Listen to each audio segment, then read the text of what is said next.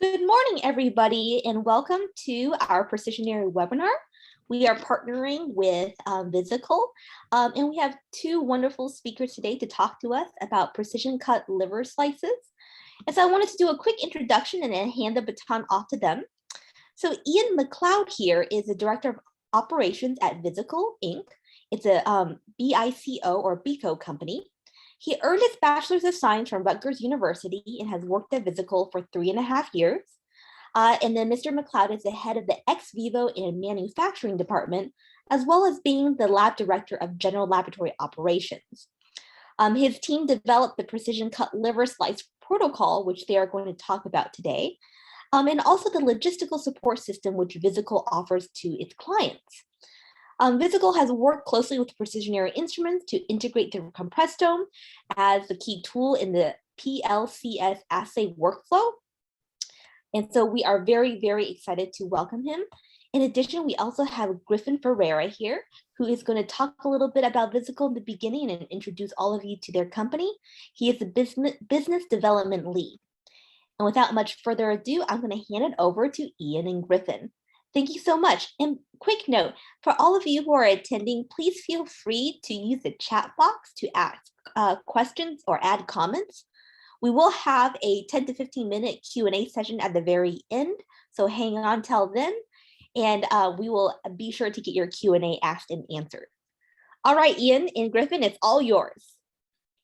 Excellent. Thank you, Abby, for that great introduction. And hello, everyone. My name is Griffin Ferrara, and alongside Ian today, and in partnership with Precisionary, we're going to talk to you a little bit about our precision cut liver slices, what exactly that is and what that assay provides, and as well as using the Precisionary compresstome in that workflow. So you can go to the next slide, Ian. So before we jump into it, I want to explain just a little bit about our company and who we are. Visikol is a contract research services company focused on leveraging advanced imaging, 3D cell culture assays, and digital pathology to accelerate drug discovery and development process. Our research services can really be divided into two key areas, which is our advanced imaging and digital pathology services, which includes multiplex tissue imaging, confocal and light sheet imaging, and digital pathology. And our other main service area is advanced cell culture assays, which includes 3D cell culture assays, ex vivo tissue assays, like we'll be talking about today, as well as high content imaging. And just for a more general overview about who we are a US-based lab in Hampton, New Jersey, about an hour outside of New York. We have a worldwide customer base that ranges from startups to small, medium, big pharmaceutical companies, as well as prestigious academic institutions as well. We have an expertise in drug discovery, assay design, oncology, immunology, inflammation, and liver disease. This is where the majority of our projects come.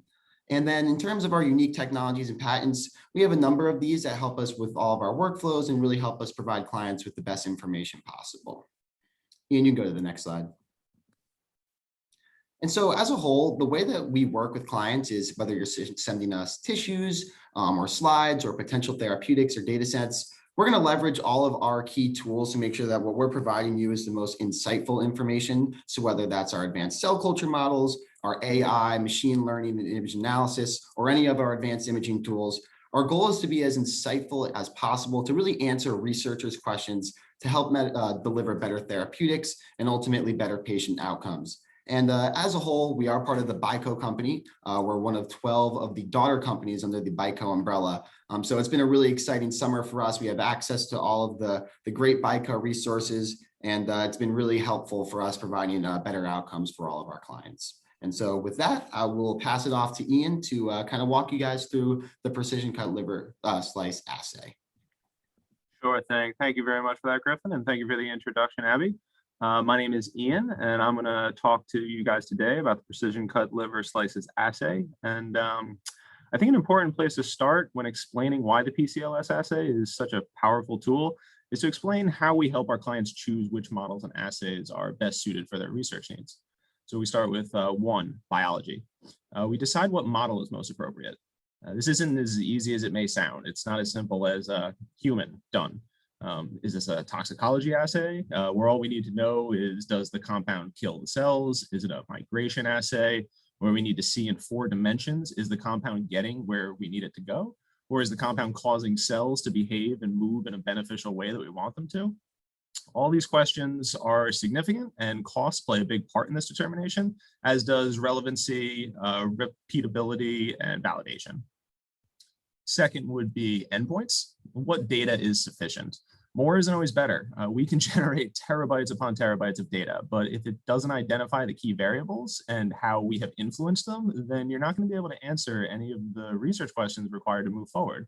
So we offer tons of endpoints like RNA-seq, qPCR, viability assays, multiplex immunolabeling, traditional histopathology, and others on demand. And then third is reporting. Is the data communicated in a useful and actionable way? This one kind of goes without saying, but if overlooked, can completely negate an otherwise well-executed experiment. We make sure that our clients are fully understanding of the results of our work with well-formatted data and figures, a clean report, and a debriefing conference call, and as many follow-ups as are required to make sure our clients are satisfied that their next steps are going to be a clear transition from the project that we've just completed with them. This slide is a useful visualization for the way that we think about the costs and the benefits of the different models we use. You can see the case of 2D cell cultures, where throughput is the highest and the cost is the lowest, but of course the relevancy is also lower, as a single cell monolayer isn't going to behave like a three-dimensional human organ system. And then next we have our 3D cell culture models, which are probably the best balance of the three factors. They have moderate throughput, they have a moderate price, and they have a significantly improved relevancy over the simple 2D. But they're still not an in vivo human organ. And lastly, in red, we have our ex vivo models, which is a broader category that PCLS fits into. Ex vivo has a higher cost and a significantly lower throughput, but it has the best relevancy outside of animal models.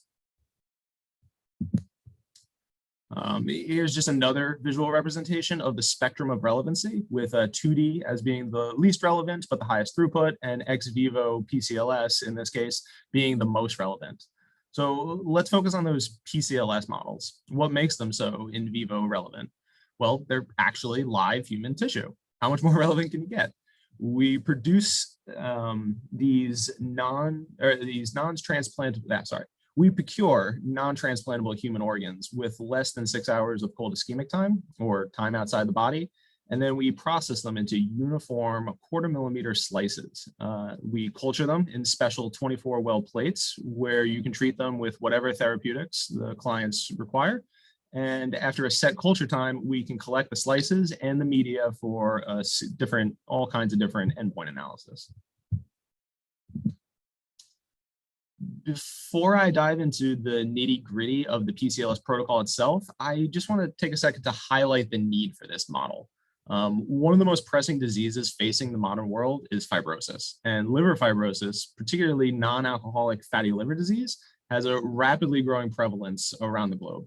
There's no FDA-approved drug to treat NAFLD or NASH, but many pharma companies are putting a lot of effort into developing these treatments. And beyond just screening for compounds and treating liver diseases, there's a much broader concern that all drugs have to be tested to prove that they aren't an acute liver toxic compound. You can get really far and think you're really onto something, have a bit of a red herring, thinking that you've got a great compound on your hand, only to find out that it would kill the patient, right? The medicine is worse than disease, if you will. And people want to be able to fail fast. Over 99% of drugs fail before they get to phase 3 trials. So for a relatively low cost but very high relevancy model, that's going to be really attractive to the kind of researchers who are nearing the preclinical stage and don't want to get let down later on by some toxicological oversight. So the PCLS model. I'm going to go over what the assay is, how the compresstome VF310 is used, and then 3 examples of different kinds of materials that it can handle: normal human liver, cirrhotic human liver, and disease-induced mouse livers.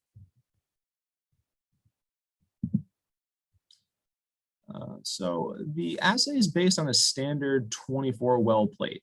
Each well is going to be filled with one of these transwells. A transwell is a little plastic insert cup with a permeable membrane at the bottom. Once a liver is received and processed, each transwell is then loaded with a single 250 micron thick liver slice. Each well is going to have enough cell culture media to keep the cells alive for at least a 24-hour period, and may or may not have a treatment compound in it. Once the plate is full with all of the slices and the media, it's loaded into the incubator to culture for a set time, or the time points that we've previously established with our clients. At these time points, we'll either then give them fresh media, we could redose them with additional compound, or we could end the trial for that particular slice by collecting the slices and collecting the media for subsequent endpoint analysis. The main endpoints that we're going to offer, or that we do offer in-house, are going to be RNA-seq, qPCR analysis, ELISAs, immunolabeling on high-content imagers. We have a highly multiplex histopathology panel that we can apply, HPLC and LCMS analysis for pharmacokinetics, and of course, what other endpoint is most important to our clients. If they come to us with a specific objective in mind, we'll make sure to adapt the protocol to incorporate that. Yeah, we can also send the samples back to the client for their own analysis. We would snap freeze the tissue samples or the media in liquid nitrogen, and we can ship them on dry ice to whatever in-house facility our clients want to conduct the endpoints of their research for. And turnaround for our reports generally is 2 to 3 weeks from the end of a culture cycle. And yeah, the main attraction here, the compresstome VF310. So what makes it so special? It's because explanted liver is really tough to cut, and the uniformity of slices is critical. So we've tried lots of different vibratomes. We've tried modifying a microtome to enable viable tissue to be processed, and none of them can handle even the most cooperative tissue samples. The tissue is too tough, and it just can't be held in place enough to get precisely cut slices at the exacting conditions or thicknesses. The compresstome is special, though, in that the sample can be loaded without damaging the tissue and lowering its viability. So as the sample is advanced by an extremely small distance, a really tightly controlled distance, fractions of a millimeter at a time, we can control it down to. It's pushed through a nozzle just at the end that compresses the tissue from all sides simultaneously. And this enables the tissue to be held in place so that when the blade comes in contact with it, the tissue can't slide out from under it, and it forces a much better and more controlled cut. Again, liver is a bit of an odd material. It holds extremely well to itself, but it has no support whatsoever, and it will just immediately get pushed away by anything coming in contact, even a seemingly sharp razor blade. So it's really hard to get a blade that'll catch instead of slip. I mean, the tissues can be slimy. And the best part about this piece of equipment is it's automated. Once you dial in your speed and your oscillation rates and the thickness of the slices you want, there's an automatic mode that you can switch into that'll just keep the arm advancing for you until all of the sample is fully extended and all of the slices have been created from that core. We can usually have a full project's worth of slices. That's a few hundred slices, 500 slices or so, done in 2 to 3 hours. So it's pretty rapid too. If we put a few of these in series, we can handle just about any of our client requirements with minimal cold ischemic time. So how do we use it? This is kind of a very brief run through of the protocol itself, but I think it helps to visualize what the parts of the machine are and how it fits into our end goal of creating these uniform slices. So an organ is procured and grossed into slabs with a thickness of about 10 centimeters or so. It's a little bit thinner than your finger, your index finger. The slabs are laid flat, and we have these biopsy cores that are precisely 5 millimeters in diameter. And they are able to create cores, hopefully of about 5 centimeters long, that as we generate them, we store them in an ice cold dish of UW solution. This is a specialized solution that was developed, I believe many years ago as the preeminent organ transfer solution, keeps live tissues in good shape. Then each core is selected, dried on one end, and glued to the sample tube plunger. It's then embedded in a low temperature liquid agar solution and surrounded by that metal case you can see to the bottom right of the image. That is the plunger and the sample advance casing.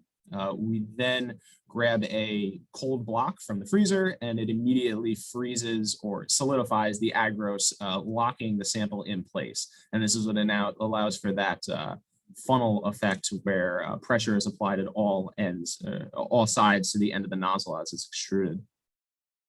Sample tube is attached to the compresstome and the collection basin is filled with more ice cold UW solution. This is so that as the slices are taken off of the core, they land into a cold solution. They're never exposed to air and that helps with viability very significantly. We attach a fresh razor blade to the cutting arm and the piston is advanced to make contact with the sample tube plunger. This is just getting everything right to the edge of the setup before we press the go button. We have a generic idea of what the advancement speed and oscillation rates should be, about 4. And until we get, each liver is slightly different, the material behaves differently, and sometimes we need to adjust from there. But we find that that's a very good starting place, and you usually don't have to venture too far in any direction before you start getting, good consistent slices. The first few cuts will likely fail as the compresstome starts to really get into its groove and we dial in those measures. We'll adjust the oscillation rates, make it cut faster, or we'll slow down the speed of the blade so there's more time for the blade to contact the tissue. But one slice at a time, we'll take it until we start getting consistently high quality slices. And once we've gotten a few of those high quality slices in a row, usually only takes 3 or 4 slices. We switch it over to automatic continuous slices and the compresstome does the rest.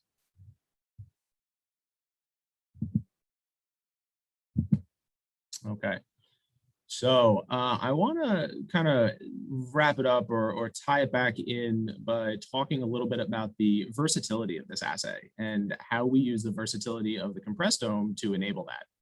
Being able to load different states of tissue allows us to offer multiple models. So for instance, first we have a normal, healthy, non-transplantable human liver.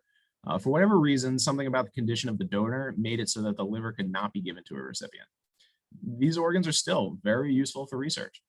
As I said before, we need to screen all drugs to be sure that they aren't hepatotoxic. So there's that. But also, a healthy liver can be transformed into a disease state that we, can then we create as a model. We can turn healthy liver into fatty liver by incubating it in a free fatty acid enriched media. This will induce collagen deposits, basically laying down scar tissue. We can also use proteins like TGF-beta to mimic the actual signals that your body would produce when undergoing the advancement of this NASH disease state in normal case of disease development. So the advantages of this model is it's going to be much easier to produce healthy liver, or to procure healthy liver, and you can largely standardize the level of disease you induce. You have a controlled amount of FAA or TGF-beta that you add in, and that leads to a pretty uniform disease state throughout whatever tissues you're subjecting it to. But the disadvantages here is that it's just not the same thing as a naturally occurring disease progression. So whether it's different metabolic pathways being activated, or whether it's simply just the feeling of the researcher that they're not as directly translatable as they would like them to be, can be drawbacks that some clients are concerned about. Diseased human liver, very tough to cut. It's the best possible model, though, for a diseased liver because it is a diseased liver. It's just the ultimate relevancy. And with all the endpoints that we can look at, like H&E or trichrome or lipid tox here, the multiplexed immunolabeling and the RNA-seq data, researchers can have great confidence in that if they start to see a strong signal, they're really likely to be onto something as they continue down the drug development pipeline. The drawbacks are going to be, besides its processing difficulties, it can be very difficult to procure, a lot more difficult than you might expect. You also have to consider the degree of variance you'll encounter between patients, even if it's the same disease. People are different. Even the way they get sick is different. And so one disease liver to the next can be pretty significantly different. And that's something that we have to make sure that our our clients are aware of, and that they design their studies accordingly between different trials. And then lastly, I just want to add the example of our mouse model. It's cheaper than the human model, and it's more standardized since mice are bred to be uniform. We also have a nearly unlimited supply, and it's on demand, if you will. But of course, the disadvantages are that it's a mouse, not a human. You can induce, almost anything in a mouse, and you can cure almost anything in a mouse, but that rarely translates one-to-one into human cases. Shorter lifespans, different metabolic pathways, and ability to excrete things. It's just not as easy as, if it works in a mouse, it works in a person. But there's still advantages to this, of course. There's still a lot of conserved immunoexpression, immunogenetics that do get preserved from mouse to humans. And so it can be a really attractive option for researchers who don't necessarily think they're at a phase where they need the type of detailed data that a human model would give. But of course, there's also the development pathway for this disease is presumably not the same as it would be if we were to just feed mice like extremely sugary and fattening food. It's created by injecting mice with CCL4 directly into the liver, which is going to generate a really controlled and uniform fibrosis response. This again is kind of like inducing the disease with the human tissue, and that uniformity is good for screening, but it's just not quite the same as the naturally occurring disease progression. Yeah, that is the overview of the PCLS assay. I hope you all enjoyed and learned a lot about the different models and the research conducted by Visikol and enabled by the Precisionary Instruments compresstome. Wonderful. Thank you so much, Ian and Griffin. I didn't get any Q&A from the chat, but I want to open up the floor to everybody. Feel free to unmute yourself to ask any questions for this webinar. I had a quick question while we wait for things to roll in, which is, after you make a slice, how can you tell if it's healthy or not? Are there specific liver stains that you would use to look for degrees of oxidation or enzyme activity? Yes, absolutely. In post-culture, we have many endpoints that will test for things like viability and general disease markers that we will stain for. In the moment during slicing, it's much less clear the degree of viability of the tissue we're looking at, especially when it's in the more advanced disease state. It can look pretty, pretty rough shape. But what it really comes down to is the quality of the slice, whether it's a full circle, even in thickness from end to end, versus occasionally if the tissue is very uncooperative, it'll be more of a crescent moon, or it won't be a full circle. And that's how we know that we're dealing with a difficult tissue that we need to kind of dial in the exact parameters of the compresstome to handle. Got it. And then for precision cut liver slices, when you start using them, you put them in your well plates, how long do you keep them around for experimentation? Yeah, it totally depends on what the client is looking for. So we've had instances where clients are interested in 5 minutes after culture. They asked us to try to do a dose and then a collection with a 5-minute time point. So it can be anywhere from just the immediate contact reaction. Our more traditional timeframes are going to be 4 hours, 24 hours, 48, 72, but we have had success in keeping these cultures going for, I think it's 168 or 7 days is the longest that we've gotten our cultures to still show some degree of viability. That's amazing. And then you have to incubate them and keep them healthy, right? Absolutely. Every day we need to swap out and give them fresh media. And we have a very tightly controlled incubator set up with supplemental CO2, a temperature logger to make sure we keep good 37 degrees Celsius, things like that. Very nice. Well, I don't have any more questions, and there aren't any more from our chat. But I want to let everybody who is attending here know that if you think of other questions, we do have one. Bo Liu has a question. He has raised his hand. Go ahead and unmute yourself and ask away. Hello, it's nice talk. I wonder what kind of algorithms do you use to embed the tissue? I found it's very floppy when I cut the tissue. It's very tricky. Yes, they are normally use 2%, but I Yes, think it's not enough. that's right. That's right. We came across the same issue. We initially were suggested that we should try 3%, and over time we've decided that 4% low temperature or low melt temperature agarose works best for our purposes. It flows pretty well. It's definitely viscous, but it definitely can flow through a modified pipette tip. We just take a P1000 and we cut the tip off of one of the disposable micro pipette tips, and it's able to pull out of the water bath pretty well. We keep it in a water bath at around 40 degrees Celsius. That keeps it pretty well in its liquid state. And then it loads into the sample tube holder very effectively. And then as long as we have that ice block or that cold metal block to immediately solidify it, it works really well at the 4% concentration. 4%. Okay, great. Thank you. Sure. Very nice. Anybody else? If not, we can end right at 10:30 and have people have a couple, like a quarter of an hour to enjoy the rest of their morning. Yeah. In this case, how about one more question? Go ahead. Hi there. Hi, my name is Thomas. Great talk. I'd be curious about the imaging part. How do you handle it, and what type of imaging do you provide? Sure. So there's two directions we generally take our imaging.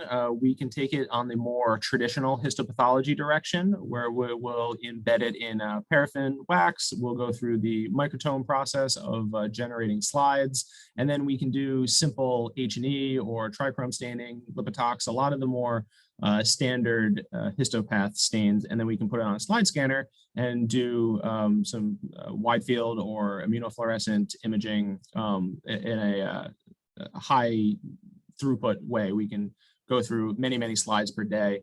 That's one direction that a lot of our researchers like to take it. And it's also a fairly cheaper endpoint. It's an easy add-on to the larger experiments. But where we really find the most information can be gleaned is when we apply immunolabels, like highly multiplex immunopanels, to high content imager. So we'll take much larger slices, perhaps of even a full slice, a 250 micron slice. We will multiplex stain it, and then we will apply our Visikol clearing reagent in order to get a lower refractive index and allow for our high content imager, usually a confocal microscope, to penetrate a little deeper into the tissue. And we can get a full, with a series of Z steps, we can get a full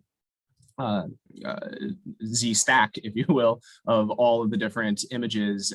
We can recombine that with software, and we can have a 3-dimensional image of any of the protein structures that we've labeled for. And we've gotten some really beautiful images there that have really told a compelling story about what's going on with our clients' therapeutics. Oh, great. Great. Anybody else for a Q&A? If not, this session is recorded and it will be available through the Precisionary website. There'll be a tab called Webinar. And I think that Ian and Griffin are also going to work with Visikol to make it available on their website as well. And as always, don't hesitate to contact us and reach out to us via our emails here if you have any further questions, either about the compresstome or about precision cut liver slices. So on that note, I'm going to close up shop and say thank you so much, everybody, for attending. And a huge thanks to our speakers today, Griffin and Ian from Visikol. I hope you guys have a great week. Thank you, Abby. Thank you, Abby. Thanks. Take care.